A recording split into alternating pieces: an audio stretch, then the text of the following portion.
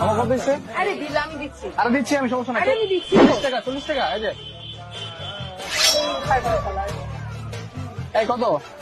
20 টাকা। আরে আমি দিচ্ছি। আরে আমি দিচ্ছি, সমস্যা কি নেই। শুরু করছো তুমি? তো সবকিছু সমস্যা নাই, দিচ্ছি দিচ্ছি দিচ্ছি। এই যে এই মামা কত? আরে আমি বিল দিচ্ছি। আর আমি দিচ্ছি, সমস্যা নেই। বারবার তো তুমি বিল দিচ্ছ, আমি দেই না। আরে সমস্যা নেই, কত? 50 টাকা। এই এত পাগলামি করো।